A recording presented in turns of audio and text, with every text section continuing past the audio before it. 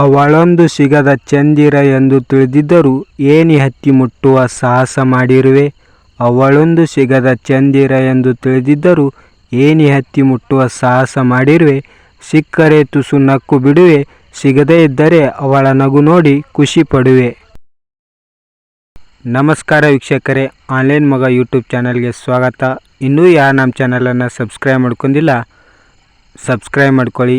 ವೀಕ್ಷಕರೇ, ಇವತ್ತಿನ ಈ ವಿಡಿಯೋದಲ್ಲಿ ಮಾರ್ಚ್ ತಿಂಗಳ ಯುವ ನಿಧಿಯ ಸೆಲ್ಫ್ ಡಿಕ್ಲರೇಷನನ್ನು ನಿಮ್ಮ ಮೊಬೈಲಲ್ಲೇ ಯಾವ ರೀತಿಯಾಗಿ ಮಾಡ್ಬೋದು ಅಂತ ತಿಳಿಯೋಣ. ಇನ್ನೂ ಯಾರು ನಮ್ಮ ಚಾನಲನ್ನು ಸಬ್ಸ್ಕ್ರೈಬ್ ಮಾಡ್ಕೊಂಡಿಲ್ಲ ಸಬ್ಸ್ಕ್ರೈಬ್ ಮಾಡ್ಕೊಳ್ಳಿ. ಈ ವಿಡಿಯೋ ಇಷ್ಟವಾದರೆ ಲೈಕ್ ಮಾಡಿ, ಇಲ್ಲವಾದರೆ ಡಿಸ್ಲೈಕ್ ಮಾಡಿ. ಮೊದಲಿಗೆ ಗೂಗಲಲ್ಲಿ ಸರ್ಚ್ ಅಂತಕ್ಕಂಥ ಬಟನ್ ಮೇಲೆ ಕ್ಲಿಕ್ಕನ್ನು ಮಾಡಿಕೊಂಡು ಸೇವಾ ಸಿಂಧು ಅಂತ ಟೈಪ್ ಮಾಡಿ. ಟೈಪ್ ಮಾಡಿದ ಬಳಿಕ ಒಂದು ವೆಬ್ಸೈಟ್ ಬರುತ್ತೆ. ಆ ವೆಬ್ಸೈಟ್ ಮೇಲೆ ಕ್ಲಿಕ್ಕನ್ನು ಮಾಡಿಕೊಂಡ ನಂತರ ಈ ರೀತಿಯಾದಂಥ ಪೇಜ್ ಓಪನ್ ಆಗುತ್ತೆ. ಮೊದಲೇ ನೀವು ಸೇವಾ ಸಿಂಧುಗೆ ಲಾಗಿನ್ ಆಗಿರಬೇಕು. ಮೊದಲಿಗೆ ನೀವು ಮೊಬೈಲ್ ನಂಬರನ್ನು ಎಂಟ್ರಿಯನ್ನು ಮಾಡಿಕೊಂಡು ಗೆಟ್ OTP ಮೇಲೆ ಕ್ಲಿಕ್ಕನ್ನು ಮಾಡಿಕೊಳ್ಳಿ. ಆವಾಗ OTP ಬರುತ್ತೆ. ಅದನ್ನು ಎಂಟ್ರಿ ಮಾಡಿ ಕ್ಯಾಪ್ಚನ್ನ ಸರಿಯಾಗಿ ಹಾಕಿ ಸಬ್ಮಿಟ್ ಅಂತಕ್ಕಂಥ ಬಟನ್ ಮೇಲೆ ಕ್ಲಿಕ್ಕನ್ನು ಮಾಡಿಕೊಳ್ಳಿ.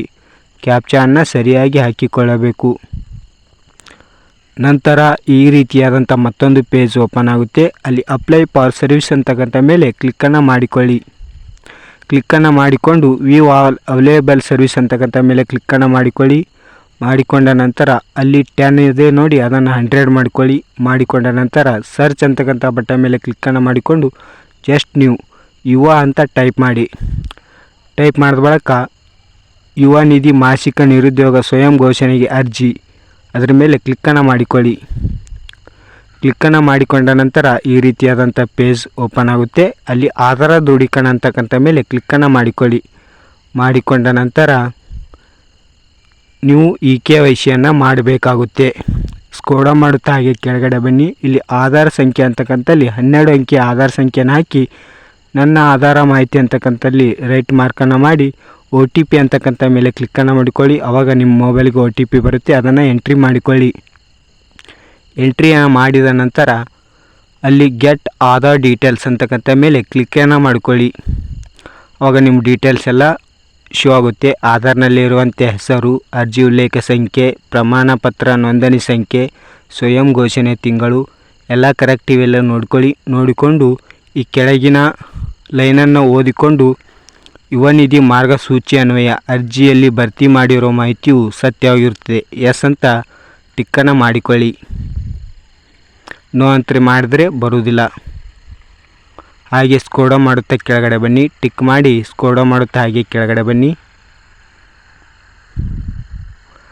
ಕೆಳಗಡೆ ಬಂದು ಇಲ್ಲಿ ಕ್ಯಾಪ್ಚನ್ನ ಎಂಟ್ರಿ ಮಾಡಿಕೊಳ್ಳಿ. ಸರಿಯಾಗಿ ಕ್ಯಾಪ್ಚನ್ನ ಎಂಟ್ರಿಯನ್ನು ಮಾಡಿಕೊಳ್ಳಬೇಕು. ಕ್ಯಾಪಿಟಲ್ ಇದ್ದರೆ ಕ್ಯಾಪಿಟಲ್ ಹಾಕಿ, ಸ್ಮಾಲ್ ಇದ್ದರೆ ಸ್ಮಾಲ್ ಹಾಕಿ, ಹಾಗೆ ನಂಬರ್ಸ್ ಇದ್ದರೆ ನಂಬರ್ಸನ್ನು ಹಾಕಿಕೊಳ್ಳಿ. ಸರಿಯಾಗಿ ಕ್ಯಾಪ್ಚನ್ನ ಎಂಟ್ರಿ ಮಾಡಿಕೊಳ್ಳಬೇಕು.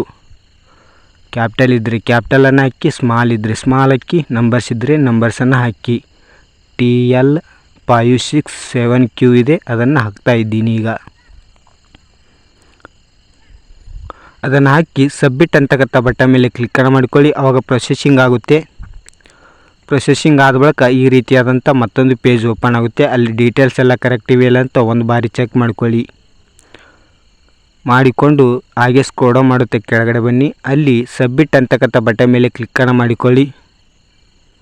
ಮಾಡಿಕೊಂಡ ನಂತರ ಕೊನೆಯ ಪೇಜ್ ಈ ರೀತಿಯಾಗಿ ಓಪನ್ ಆಗುತ್ತೆ. ಅಂದರೆ ನಿಮ್ಮದು ಸೆಲ್ಫ್ ಡಿಕ್ಲರೇಷನ್ ಡನ್ ಆಯಿತು. ಅರ್ಜಿದಾರ ಹೆಸರು, ಅರ್ಜಿಯ ದಿನಾಂಕ ಎಲ್ಲ ಇಲ್ಲಿ ನಿಮ್ಮ ಡಾಟಾ ಶೋ ಆಗಿರುತ್ತೆ. ಅದನ್ನು ನೀವು ಪ್ರಿಂಟ್ ತೊಕ್ಕೋಬೋದು ಅಥವಾ ಎಕ್ಸ್ಪೋರ್ಟು PDF ಮಾಡಿ ಇಟ್ಕೊಳ್ಬೋದು. ಇಲ್ಲಾಂದರೆ ಸ್ಕ್ರೀನ್ಶಾಟ್ ತೊಗೊಂಡು ಇಟ್ಕೋಬೋದು. ಪ್ರಿಂಟ್ ಅಂತಕ್ಕಂಥ ಮೇಲೆ ಕ್ಲಿಕ್ಕನ್ನು ಮಾಡಿಕೊಂಡ್ರೆ ಈ ರೀತಿಯಾದಂಥ ಪೇಜ್ ಓಪನ್ ಆಗುತ್ತೆ. ಈ ವಿಡಿಯೋ ನಿಮಗೆ ಏನಾದರೂ ಇಷ್ಟವಾದರೆ ಲೈಕ್ ಮಾಡಿ, ಕಮೆಂಟ್ ಮಾಡಿ, ಹಾಗೆ ನಮ್ಮ ಚಾನಲನ್ನು ಸಬ್ಸ್ಕ್ರೈಬ್ ಮಾಡ್ಕೊಳ್ಳಿ.